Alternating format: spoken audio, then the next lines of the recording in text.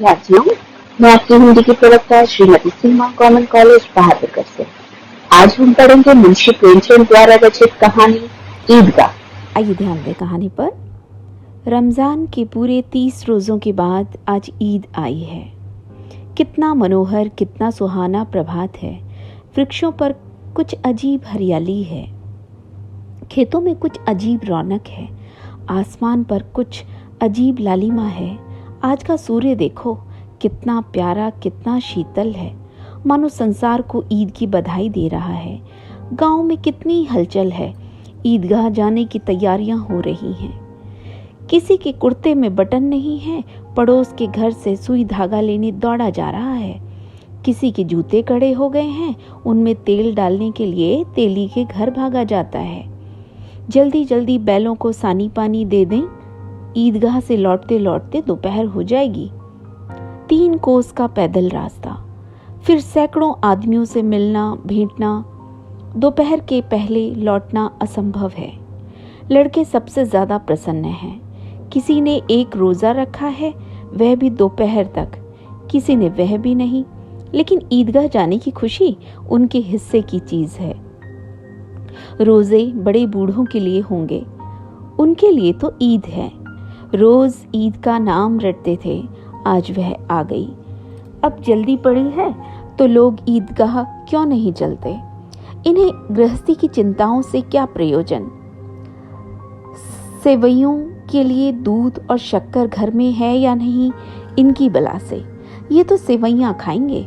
वह क्या जाने कि अब्बा जान क्यों बदहवास चौधरी कायम अली के घर दौड़े जा रहे हैं। उन्हें क्या खबर कि चौधरी आज आंखें बदल लें तो यह सारी ईद मुहर्रम हो जाए। उनकी अपनी जेबों में तो कुबेर का धन भरा हुआ है।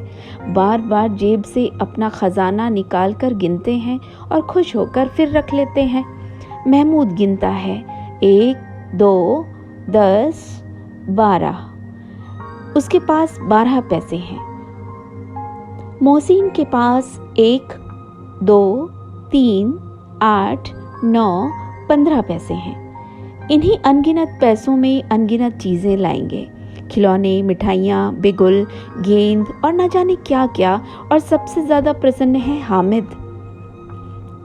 वह 4-5 साल का गरीब सूरत, दुबला पतला सा लड़का, जिसका बाप गत वर्ष हैजे की भेंट हो गया और माँ न जाने क्यों पीली होती होती एक दिन मर गई।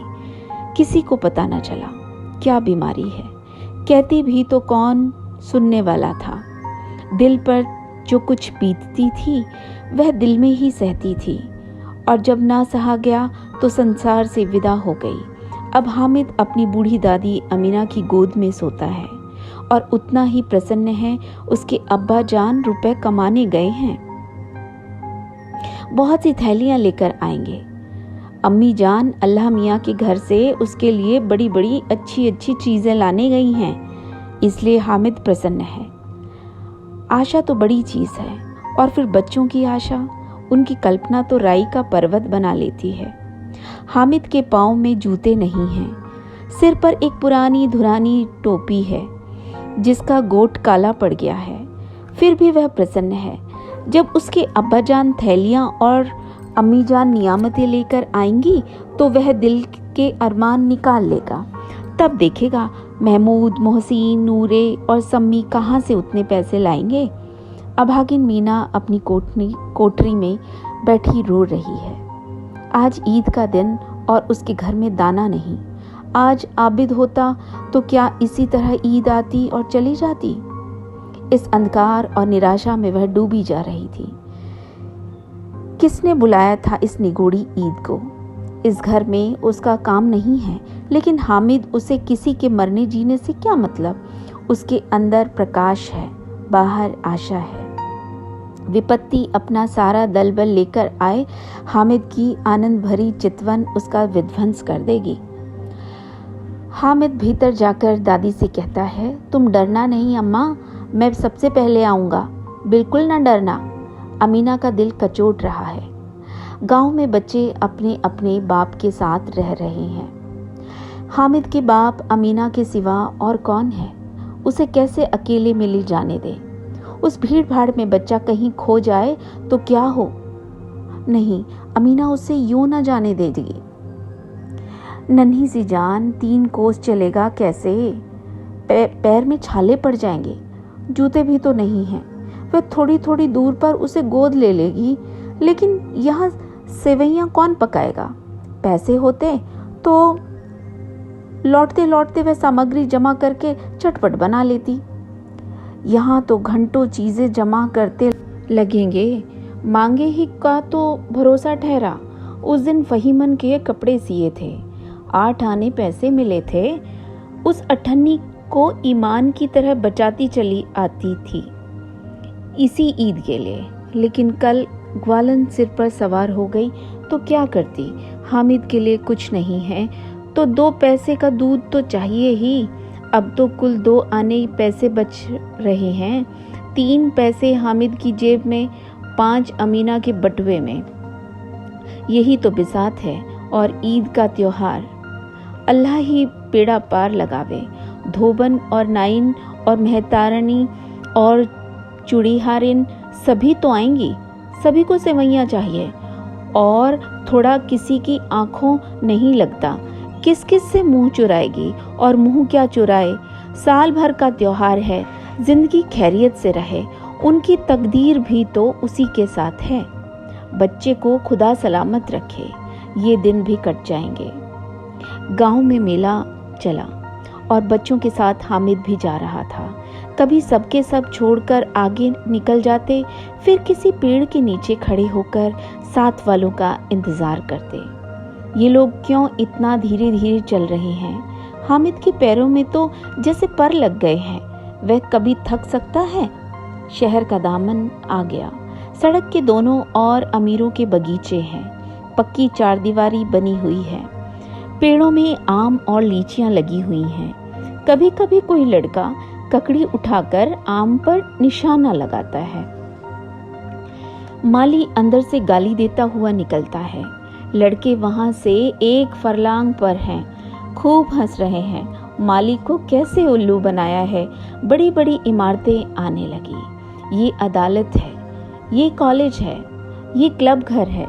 इतने बड़े कॉलेज में कितने लड़के पढ़ते होंगे? सब लड़के नहीं हैं। बड़े बड़े आदमी हैं। सच, उनकी बड़ी बड़ी मूछें हैं। इतने बड़े हो गए अभी तक पढ़ने जाते हैं। ना जाने कब तक पढ़ेंगे और क्या करेंगे इतना पढ़कर। हामिद के मदरसे में 2-3 बड़े बड़े लड़के हैं, बिल्कुल 3 कौड़ी के। रोज मार खाते हैं, काम से जी चुराने वाले। इस जगह भी इस तरह के लोग होंगे और क्या। क्लब घर में जादू होता है। सुना है यहाँ मुर्दे की खोपड़ियाँ दौड़ती हैं और बड़े बड़े तमाशे होते हैं, पर किसी को अंदर नहीं जाने देते। और यहाँ शाम को साहेब लोग खेलते हैं। बड़े बड़े आदमी खेलते हैं। मूंछों दाढ़ी वाले मेमे खेलती हैं। सच, हमारी अम्मा को वह दे दो, क्या नाम है, बैट, तो उसे पकड़ ही ना सकें, घुमाते ही लुढ़क ना जाएं। महमूद ने कहा, हमारी अम्मी जान का तो हाथ कांपने लगे, अल्लाह कसम। मोहसिन बोला, अम्मी मनो आटा पीस ले डालती है, जरा सा बैट पकड़ लेंगी तो हाथ कांपने लगे। सैकड़ों घड़े पानी रोज निकालती हैं। 5 घड़े तो मेरी भैंस पी जाती है। किसी मेम को 1 घड़ा पानी भरना पड़े तो आंखों तले अंधेरा आ जाए। महमूद, लेकिन दौड़ती तो नहीं, उछल कूद तो नहीं सकती। मोहसिन, हाँ, उछल कूद नहीं कर सकती, लेकिन उस दिन मेरी गाय खुल गई थी और चौधरी के खेत में जा पड़ी थी तो अम्मा इतनी तेज दौड़ी कि मैं उन्हें ना पा सका। सच। आगे चले। हलवाइयों की दुकानें शुरू हुई। आज खूब सजी हुई थी। इतनी मिठाइयाँ कौन खाता है? देखो ना, एक एक दुकान पर मनो होंगी। सुना है रात को जिन्नात आकर खरीद ले जाते हैं। अब्बा कहते थे कि आधी रात को एक आदमी हर दुकान पर जाता है और जितना माल बचा होता है वह तुलवा लेता है और सचमुच के रुपए देता है, बिल्कुल ऐसे ही रुपए। हामिद को यकीन ना आया, ऐसे रुपए जिन्नात को कहाँ से मिल जाएंगे। मोहसिन ने कहा, जिन्नात को रुपए की क्या कमी, जिस खजाने में चाहे चले जाएं, लोहे के दरवाजे तक उन्हें नहीं रोक सकते जनाब। आप हैं किस फेर में? हीरे जवाहरात तक उनके पास रहते हैं। जिससे खुश हो गए उसे टोकरों जवाहरात दे देते हैं। अभी यहीं बैठे हैं, 5 मिनट में कहो कलकत्ता पहुंच जाएं। हामिद ने फिर पूछा, जिन्नात बहुत बड़े बड़े होते होंगे? मोहसिन बोला, एक एक आसमान के बराबर होता है जी। जमीन पर खड़ा हो जाए तो उसका सिर आसमान से जा लगे, मगर चाहे तो एक लोटे में घुस जाए। हामिद बोला, लोग उन्हें खुश करते होंगे, कोई मुझे वह मंत्र बता दे तो एक जिन को खुश कर लूं। मोहसिन बोला, अब ये तो मैं नहीं जानता, लेकिन चौधरी साहब उसका पता लगा देंगे और चोर का नाम भी बता देंगे। जुमराती का बछवा उस दिन खो गया था। 30 दिन हैरान हुए, कहीं ना मिला। तब झक मारकर चौधरी के पास गए। चौधरी ने तुरंत बता दिया कि मवेशी खाने में है और वहीं मिला। जिन्नात आकर उन्हें सारे जहान की खबरें दे जाते हैं। अब उसकी समझ में आ गया कि चौधरी के पास क्यों इतना धन है और क्यों उनका इतना सम्मान है। आगे चलें। ये पुलिस लाइन है, यही सब कांस्टेबल कवायद करते हैं। रेटन फाइफो रात को बेचारे घूम घूम कर पहरा देते हैं, नहीं चोरियां हो जाएं। मोहसिन ने प्रतिवाद किया, यह कांस्टेबल पहरा देते हैं? तभी तुम बहुत जानते हो। अजी हजरत, यही चोरी कराते हैं। शहर के जितने चोर डाकू हैं सब इनसे मिले रहते हैं। रात को ये लोग चोरों से तो कहते हैं चोरी करो, और आप दूसरे मोहल्ले में जाकर जागते रहो पुकारते हैं। जब भी इन लोगों के पास इतने रुपए आते हैं। मेरे मामू एक थाने में कांस्टेबल हैं, 20 रुपया महीना पाते हैं, लेकिन 50 रुपए आते हैं। मेरे मामू, आप इतने रुपए कहाँ से पाते हैं? हंसकर कहने लगे, बेटा अल्लाह देता है। फिर आप ही बोले, लोग चाहे तो एक दिन में लाखों मार लाएं, हम तो इतना ही लेते हैं जिसमें अपनी बदनामी ना हो और नौकरी ना चली जाए। हामिद ने पूछा, ये लोग चोरी करवाते हैं तो कोई इन्हें पकड़ता नहीं? मोहसिन उसकी नादानी पर दया दिखाकर बोला, अरे पागल, इन्हें कौन पकड़ेगा? पकड़ने वाला तो ये खुद है, लेकिन अल्लाह इन्हें सजा खूब देता है। हराम का माल हराम में जाता है। थोड़े ही दिन हुए मामू के घर में आग लग गई, सारी लेई पूंजी जल गई, एक बर्तन तक ना बचा। कई दिन पेड़ के नीचे सोए, अल्लाह कसम पेड़ के नीचे। फिर न जाने कहां से 100 कर्ज लाए तो बर्तन भांडे आए। हामिद बोला, 100 तो 50 से ज्यादा होते हैं। कहाँ 50, कहाँ 100। 50 एक थैली भर होता है, 100 तो 2 थैलियों में भी ना आवे। अब बस्ती घनी होने लगी थी। ईदगाह जाने वालों की टोलियां नजर आने लगी, एक से एक भड़कीले वस्त्र पहने हुए, कोई इक्के तांगे पर सवार, कोई मोटर पर, सभी इत्र में बसे। सभी के दिलों में उमंग। ग्रामीणों का ये छोटा सा दल अपनी विपन्नता से बेखबर, संतोष और धैर्य में मगन चला जा रहा था। बच्चों के लिए नगर की सभी चीजें अनोखी थी। जिस चीज की और ताकते ही रह जाते, और पीछे से बार बार हॉर्न की आवाज होने पर भी न चेतते। हामिद तो मोटर के नीचे आते आते बचा। सहसा ईदगाह नजर आया। ऊपर इमली के घने वृक्षों की छाया, नीचे पक्का फर्श है जिस पर जाजिम बिछा हुआ है, और रोजेदारों की पंक्तियां एक के पीछे एक न जाने कहां तक चली गई हैं, पक्के जगत के नीचे तक, जहां जाजिम भी नहीं है। नए आने वाले आकर पीछे की कतार में खड़े हो जाते हैं। आगे जगह नहीं है। यहाँ कोई धन और पद नहीं देखता। इस्लाम की निगाह में सब बराबर हैं। इन ग्रामीणों ने भी वजू किया और पिछली पंक्ति में खड़े हो गए।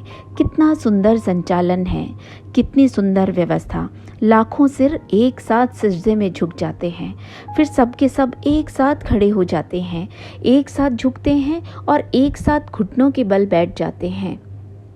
कई बार यही क्रिया होती है जैसे बिजली की लाखों बत्तियां एक साथ प्रदीप्त हों और एक साथ बुझ जाएं, और यही क्रम चलता रहा। कितना अपूर्व दृश्य था, जिसकी सामूहिक क्रियाएं, विस्तार और अनंतता हृदय को श्रद्धा, गर्व और आत्मानंद से भर देती थी। मानव भ्रातृत्व का एक सूत्र इन समस्त आत्माओं को एक लड़ी में पिरोए हुए है। नमाज खत्म हो गई, लोग आपस में गले मिल रहे हैं। तब मिठाई और खिलौने की दुकानों पर धावा होता है। ग्रामीणों का ये दल इस विषय में बालकों से कम उत्साही नहीं है। ये देखो हिंडोला है, 1 पैसा देकर चढ़ जाओ। कभी आसमान पर जाते हुए मालूम होंगे, कभी जमीन पर गिरते हुए। ये चरखी है, लकड़ी के हाथी, घोड़े, ऊंट छड़ों में लटके हुए हैं। एक पैसा देकर बैठ जाओ और 25 चक्रों का मजा लो। महमूद, मोहसिन, नूरे और सम्मी इन घोड़ों और ऊंटों पर बैठते हैं। हामिद दूर खड़ा है, 3 ही पैसे तो उसके पास हैं। कितने कोष का तिहाई जरा सा चक्कर खाने के लिए नहीं दे सकता। सब चरखियों से उतरते हैं, अब खिलौने लेंगे। इधर दुकानों की कतार लगी हुई है। तरह तरह के खिलौने हैं, सिपाही और गुजरिया, राजा और वकील, भिश्ती और धोबिन और साधु। आहा, कितने सुंदर खिलौने हैं, अब बोला ही चाहते हैं। महमूद सिपाही लेता है, खाकी वर्दी और लाल पगड़ी वाला, कंधे पर बंदूक रखे हुए। मालूम होता है अभी कवायद किए चला आ रहा है। मोहसिन को भिश्ती पसंद आया, कमर झुकी हुई है, ऊपर मशक रखे हुए है। मशक का मुंह एक हाथ से पकड़े हुए है। कितना प्रसन्न है, शायद कोई गीत गा रहा है। बस मशक से पानी उंडेलना ही चाहता है। नूरे को वकील से प्रेम है। कैसी विद्वता है उसके मुख पर। काला चोगा, नीचे सफ़ेद अचकन, अचकन के सामने की जेब में घड़ी, सुनहरी जंजीर, एक हाथ में कानून का पोथा लिए हुए। मालूम होता है अभी किसी अदालत से जिरह या बहस किए चले आ रहा है। ये सब 2-2 पैसे के खिलौने हैं। हामिद के पास कुल 3 पैसे हैं। इतने महंगे खिलौने वह कैसे ले? खिलौना कहीं हाथ से छूट पड़े तो चूर चूर हो जाए, ज़रा पानी पड़े तो सारा रंग धुल जाए। ऐसे खिलौने लेकिन वह क्या करेगा लेकर, किस काम के? मोहसिन बोला, मेरा भिश्ती रोज पानी दे जाएगा सांझ सवेरे। महमूद बोला, और मेरा सिपाही घर पर पहरा देगा, कोई चोर आएगा तो फौरन बंदूक से फैर कर देगा। नूरे बोला, और मेरा वकील खूब मुकदमा लड़ेगा। समी बोला, और मेरी धोबिन रोज कपड़े धोएगी। हामिद खिलौनों की निंदा करता है। मिट्टी ही के तो हैं, गिरे तो चकनाचूर हो जाएं। लेकिन ललचाई हुई आंखों से खिलौनों को देख रहा है और चाहता है कि जरा देर के लिए उन्हें हाथ में ले सकता। उसके हाथ अनायास ही लपकते हैं, लेकिन लड़के इतने त्यागी नहीं होते, विशेषकर जब अभी नया शौक है। हामिद ललचाता रह जाता है। खिलौने के बाद मिठाइयाँ आती हैं। किसी ने रेवड़ियाँ ली, किसी ने गुलाब जामुन, किसी ने सोहन हलवा। मज़े से खा रहे हैं। हामिद उनकी बिरादरी से पृथक है। अभागे के पास 3 पैसे हैं, क्यों नहीं कुछ लेकर खाता? ललचाई आंखों से सबकी ओर देखता है। मोहसिन कहता है, हामिद रेवड़ी ले जा, कितनी खुशबूदार है। हामिद को संदेह हुआ ये केवल क्रूर विनोद है।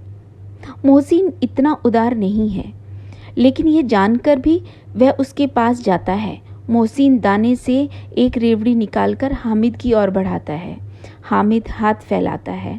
मोहसिन रेवड़ी अपने मुंह में रख लेता है। महमूद, नूरे और सम्मी खूब तालियां बजा बजा कर हंसते हैं। हामिद खिसिया जाता है। मोहसिन बोलता है, अच्छा अब की ज़रूर देंगे हामिद, अल्लाह कसम, ले जाओ। हामिद कहता है, रखे रहो, क्या मेरे पास पैसे नहीं हैं? सम्मी कहता है, 3 ही पैसे तो हैं, 3 पैसे में क्या क्या लोगे? महमूद बोला, हमसे गुलाब जामुन ले जाओ हामिद, मोहसिन बदमाश है। हामिद बोला, मिठाई कौन बड़ी नेमत है, किताब में इसकी कितनी बुराइयां लिखी हैं। मोहसिन बोला, लेकिन दिल में कह रहे होंगे कि मिले तो खा लें। अपने पैसे क्यों नहीं निकालते? महमूद बोला, हम समझते हैं इसकी चालाकी। जब हमारे सारे पैसे खर्च हो जाएंगे तो हमें ललचा ललचा कर खाएगा। मिठाइयों के बाद कुछ दुकानें लोहे की चीज़ों की हैं, कुछ गिलट और कुछ नकली गहनों की। लड़कों के लिए यहाँ कोई आकर्षण ना था, वह सब आगे बढ़ जाते हैं। हामिद लोहे की दुकान पर रुक जाता है। कई चिमटे रखे हुए थे। उसे ख्याल आया, दादी के पास चिमटा नहीं है। तवे से रोटियां उतारती है तो हाथ जल जाता है। अगर वह चिमटा ले जाकर दादी को दे दे तो वह कितनी प्रसन्न होंगी। फिर उनकी उंगलियां कभी न जलेंगी। घर में एक काम की चीज़ हो जाएगी। खिलौने से क्या फ़ायदा? व्यर्थ में पैसे खराब होते हैं। ज़रा देरी ही तो खुशी होती है। फिर तो खिलौनों को कोई आंख उठाकर नहीं देखता। या तो घर पहुंचते पहुंचते टूट फूट बराबर हो जाएंगे, या छोटे बच्चे तो मेले में नहीं आए हैं, जिद करके ले लेंगे और तोड़ डालेंगे। चिमटा कितने काम की चीज़ है। रोटियां तवे से उतार लो, चूल्हे में सेंक लो। कोई आग मांगने आवे तो चटपट चूल्हे से आग निकालकर उसे दे दो। अम्मा बेचारी तो कहाँ फुर्सत है कि बाजार आए, और इतने पैसे ही कहाँ मिलते हैं, रोज़ हाथ जला लेती है। हामिद के साथी आगे बढ़ गए। सबील पर सब के सब शरबत पी रहे हैं। देखो सब कितने लालची हैं। इतनी मिठाइयाँ ली, मुझे किसी ने भी ना दी। उस पर कहते हैं मेरे साथ खेलो, मेरा ये काम करो। अब अगर किसी ने कोई काम करने को कहा तो पूछूंगा। खाएं मिठाइयाँ, आप मुंह सड़ेगा, फोड़े फुंसियाँ निकलेंगी, आप ही जबान चटोरी हो जाएगी। तब घर के पैसे चुराएंगे और पैसे चुराएंगे और मार खाएंगे। किताब में झूठी बातें थोड़े ही लिखी हैं, मेरी जबान क्यों खराब होगी। अम्मा चिमटा देखते ही दौड़कर मेरे हाथ से ले लेंगी और कहेंगी मेरा बच्चा अम्मा के लिए चिमटा लाया है। हजारों दुआएं देंगी। फिर पड़ोस की औरतों को दिखाएंगी।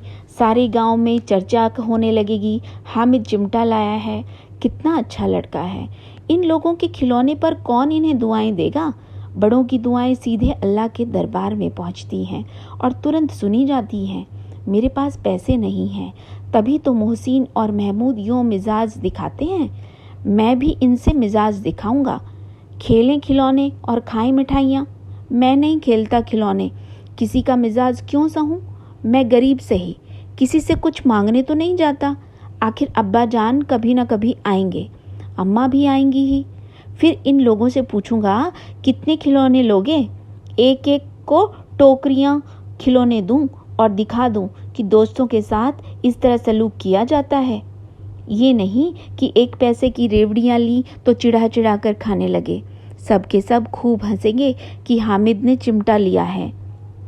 हंसे मेरी बला से। उसने दुकानदार से पूछा ये चिमटा कितने का है।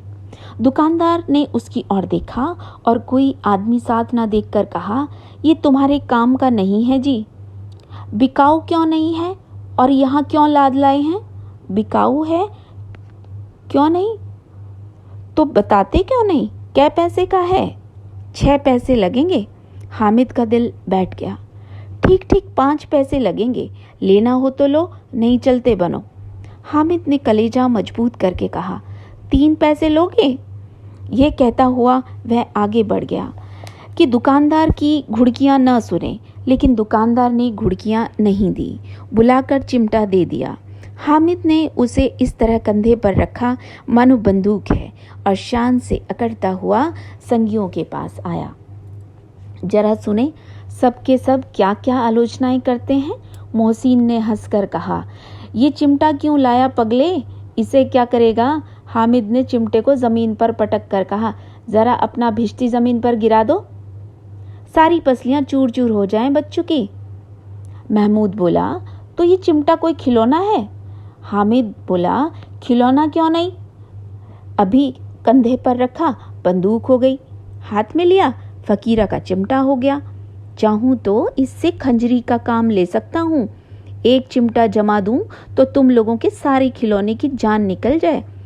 तुम्हारे खिलौने कितना ही जोर लगावें, वे मेरे चिमटे का बाल भी बांका नहीं कर सकते। मेरा बहादुर शेर है चिमटा। समी ने खंजरी ली थी, प्रभावित होकर बोला, मेरी खंजरी से बदलोगे? 2 आने की है। हामिद ने खंजरी की और अपेक्षा से देखा। मेरा चिमटा चाहे तो तुम्हारी खंजरी का पेट फाड़ डाले।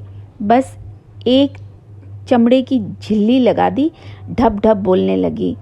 जरा सा पानी लग जाए तो खत्म हो जाए। मेरा बहादुर चिमटा आग में, पानी में, तूफान में बराबर डटा खड़ा रहेगा। चिमटे ने सभी को मोहित कर लिया। लेकिन अब पैसे किसके पास धरे हैं? फिर मेले से दूर निकल आए हैं। 9 कब के बज गए। धूप तेज हो रही है। घर पहुंचने की जल्दी हो रही है। बाप से जिद भी करें तो चिमटा नहीं मिल सकता। हामिद है बड़ा चालाक, इसलिए बदमाश ने अपने पैसे बचा रखे थे। अब बालकों के 2 दल हो गए हैं। मोहसिन, महमूद, समी और नूर एक तरफ हैं, हामिद अकेला दूसरी तरफ। शास्त्रार्थ हो रहा है। सम्मी तो विधर्मी हो गया, दूसरे पक्ष से जा मिला। लेकिन मोहसिन, महमूद और नूरे भी हामिद से 1-1, 2-2 साल बड़े होने पर हामिद के आघातों से आतंकित हो उठे हैं। उसके पास न्याय का बल है और नीति की शक्ति। एक और मिट्टी है, दूसरी और लोहा, जो इस वक्त अपने को फौलाद कह रहा है। वह अजय है, घातक है। अगर कोई शेर आ जाए तो मियाँ भिश्ती के छक्के छूट जाएं। मियाँ सिपाही मिट्टी की बंदूक छोड़कर भागें। वकील साहब की नानी मर जाए, चौगे में मुंह छिपाकर जमीन पर लेट जाएं। मगर ये चिमटा, ये बहादुर, ये रुस्तमे हिंद लपक कर शेर की गर्दन पर सवार हो जाए और उसकी आंखें निकाल लेगा। मोहसिन ने एड़ी चोटी का जोर लगाकर कहा, अच्छा पानी तो नहीं भर सकता? हामिद ने चिमटे को सीधा खड़ा करके कहा, भिश्ती को एक डांट लगाएगा तो दौड़ा हुआ पानी लाकर उसके द्वार पर छिड़कने लगेगा। मोहसिन परास्त हो गया, पर महमूद ने कुमक पहुंचाई। अगर बच्चा पकड़ा जाए तो अदालत में बंधे बंधे फिरेंगे, तब तो वकील साहब के ही पैर पड़ेंगे। हामिद इस प्रबल तर्क का जवाब न दे सका। उसने पूछा, हमें पकड़ने कौन आएगा? नूरे ने अकड़ कर कहा, ये सिपाही बंदूक वाला। हामिद ने मुंह चिढ़ाकर कहा, ये बेचारे हम बहादुर रुस्तमे हिंद को पकड़ेंगे? अच्छा लाओ, अभी जरा कुश्ती हो जाए, उसकी सूरत देखकर दूर से भागेंगे। पकड़ेंगे क्या बेचारे? मोहसिन को एक नई चोट सूझ गई। तुम्हारे चिमटे का मुंह रोज आग में जलेगा। उसने समझा था कि हामिद लाजवाब हो जाएगा, लेकिन ये बात ना हुई। हामिद ने तुरंत जवाब दिया, आग में बहादुर ही कूदते हैं जनाब। तुम्हारे ये वकील, सिपाही और भिश्ती लौंडियों की तरह घर में घुस जाएंगे। आग में कूदना वह काम है जो रुस्तमे हिंद ही कर सकता है। महमूद ने एक जोर फिर लगाया, वकील साहब कुर्सी मेज पर बैठेंगे, तुम्हारा चिमटा तो बावर्ची खाने में जमीन पर पड़ा रहेगा।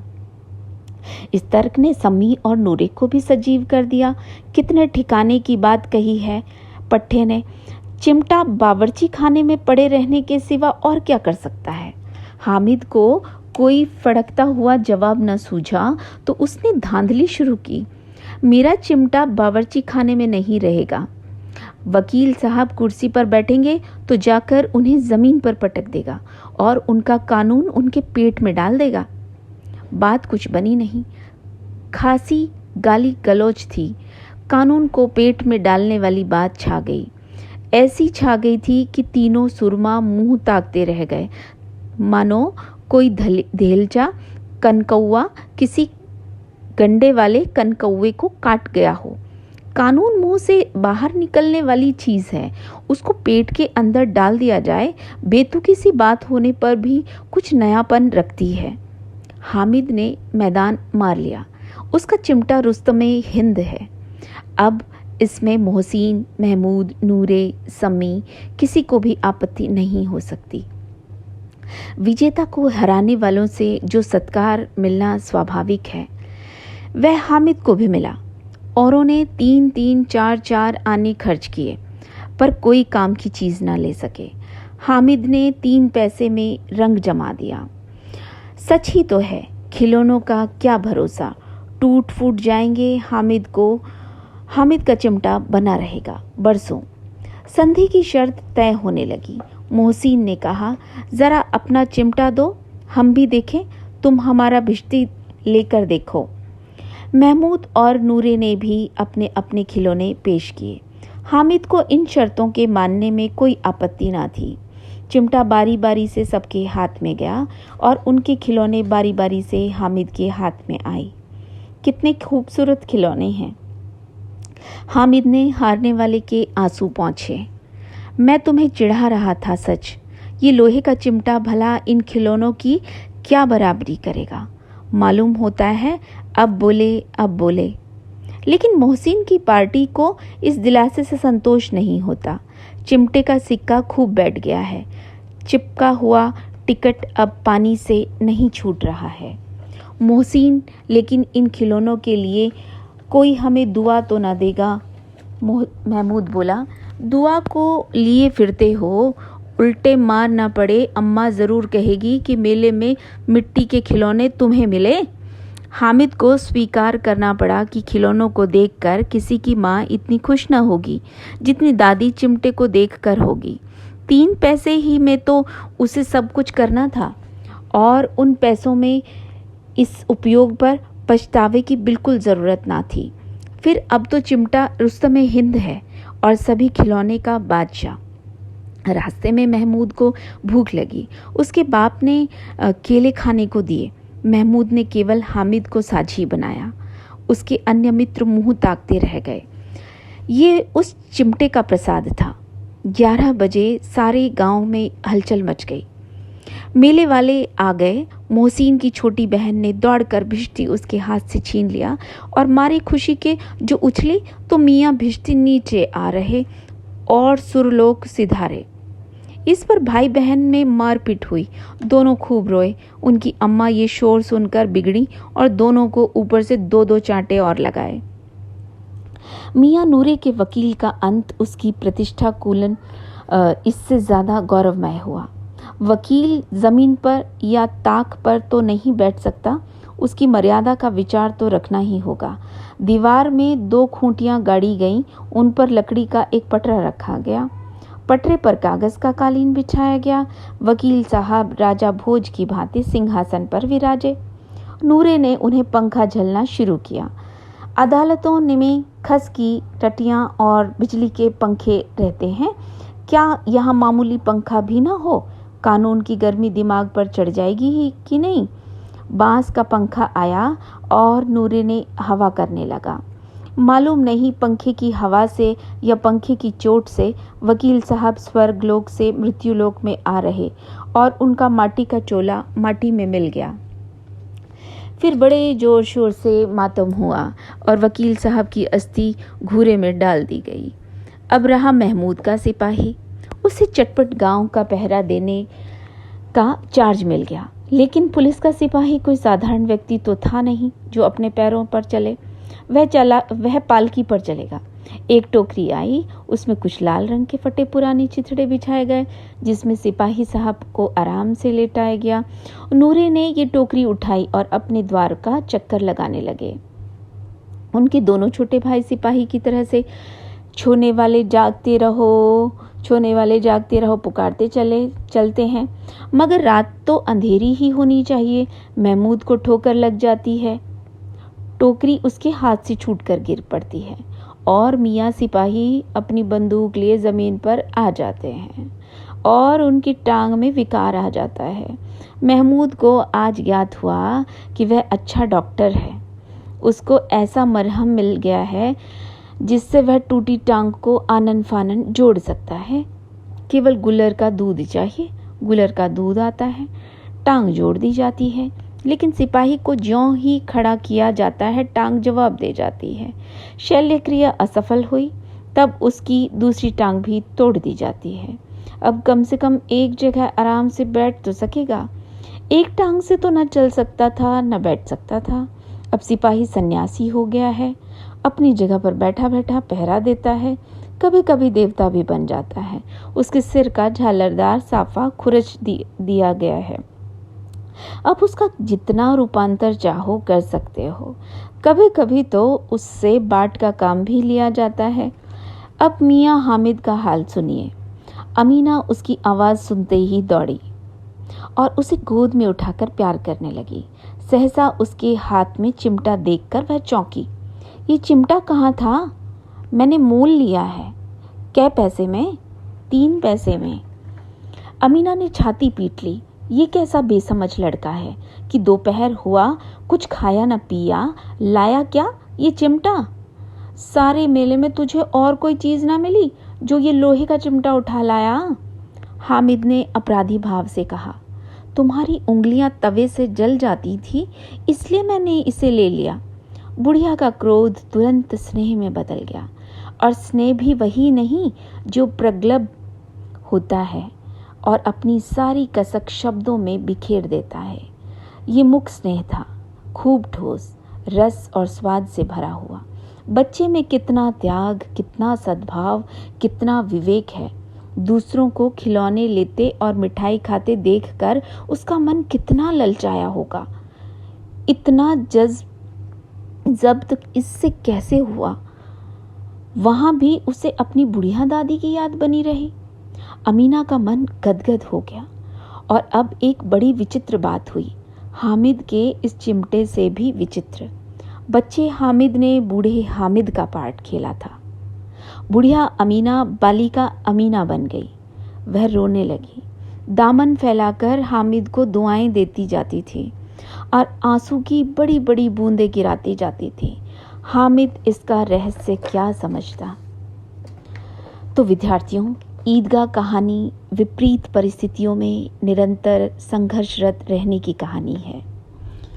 ईदगाह के मेले में खिलौने, मिठाई आदि देखकर भी हामिद का न ललचाना और अपने मन को वश में करके अपनी दादी के लिए चिमटा खरीदना उसके मन में विवेक और सद्भाव को ही उजागर करता है। वह बालक होते हुए भी अपनी दादी की परेशानियां समझता है और विपरीत परिस्थितियों में भी संघर्षरत रहते हुए मुस्कुराता रहता है। हामिद के इस कार्य ने बुढ़िया अमीना को बालिका अमीना और बालक हामिद को बूढ़ा हामिद बना दिया था। अमीना हामिद को दुआएं दे रही थी और उसकी आंखों में आंसुओं की बरसात हो रही थी।